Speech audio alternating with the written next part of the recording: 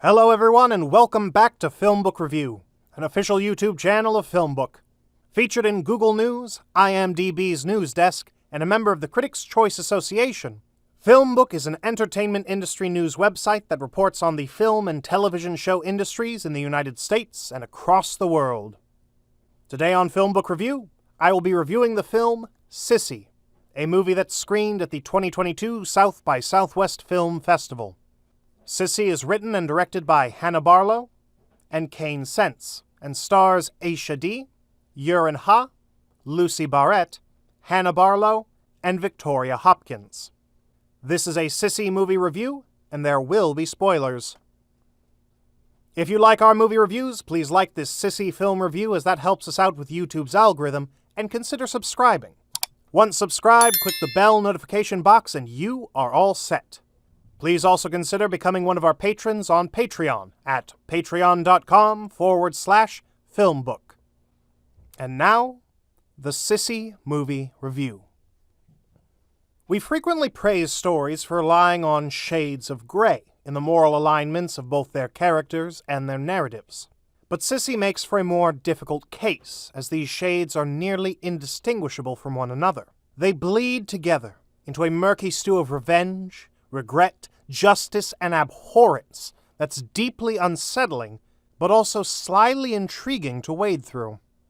Cecilia, a woman in her late 20s, is a social media influencer who preaches mental health awareness and calming meditation rituals to her 200,000 followers. She lives a lonely and cluttered life on the outskirts of Australia's capital, but her company and validation comes through interacting with her followers. Her phone's pings of likes and DMs tamp down her anxiety and raise her serotonin levels, allowing her to get through the day in one stable peace. On a chance pharmacy run, she crosses paths with Emma, her childhood best friend who she hasn't seen in nearly 15 years. Overcome with joy and wanting to reconnect, Emma invites Cecilia, whom she used to call Sissy, to her bachelorette weekend with her fiancé Fran and her other fashionable and reality TV-obsessed friends. While she's nervous to re-establish a former friendship that ended in controversy, Cecilia tepidly agrees to come. But she's soon sideswiped by learning that the party is being hosted by Alex, the center of the controversy. Over the next few days, Cecilia's anxiety bubbles up uncontrollably, with unresolved tensions between her and Alex triggering unforgiven past traumas that she since tried to escape. It's a tale of social awkwardness as nerve-grating horror. That is, until it manifests itself in a violent and ludicrously tangible fashion. On the outset, the film may feel obfuscating, as it's tempting to watch the satire of self-help gurus, social media-based mental health pop psychology, and modern anxiety meditation as an outright denouncement of such things, or even worse, a stigmatization of such things as the root of societal ills. Its #triggered tagline and the co-opted implication that phrase has carried throughout the past few years certainly doesn't do the film's marketing campaign many favors. But that sole takeaway would ignore the positive effects and goodwill that such things have generated for Cecilia, not to mention actual, real-life people too. And how, up until the events of the film, she's been able to craft an identity that she's finally proud of, fully in control of, and can wholeheartedly admire. Sissy's topics of anxiety and moderating one's well-being are not so much presented as causes for Cecilia's eventual actions, but rather catalysts for the narrative's wild turns, movements of contention with external parties that lead to wild unravelings in line with the veracity the genre demands. What Barlow and her co-writer/director Kane Sense tap into is the uncomfortable truth that many aspects of life are paradoxical and contradictory. People, like Cecilia and her friends, and things, like her social media presence and self-care, are simultaneously forces of both good and bad, privy to manipulation, with moral and ethical delineations that are not always clear. Barlow and Senses not only know this, but cheekily play into it, coming off as offensive before morphing into greater thematic and even empathetic complexity.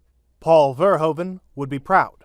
This ethical translucence is mirrored in the film's technical craftsmanship, with the effects and the music playing into an entrancing vibe.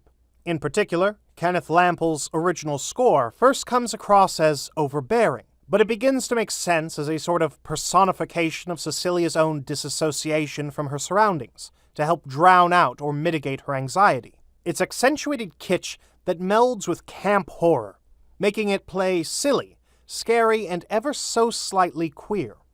Granted, the film's second half doesn't quite match the heightened social anxiety horror of the first, and some of the violence, though all audacious, feels excessive and, based on the characters involved, unnecessarily cruel. It also doesn't help that, while the prosthetics are quite good in the previously stated campy scenes, the moments of CGI are garish and sorely lacking.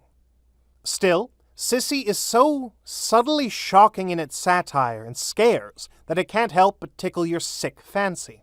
Critical but not offensive, silly but not soulless, Barlow and Sense's new film is sure to piss a lot of people off, or find those who champion it for the wrong reasons. But for everyone who sees it as it is, that is, the messy musings on the miasma of the modern age, please continue to like, comment, and subscribe. And that brings us to the conclusion of this Sissy movie review.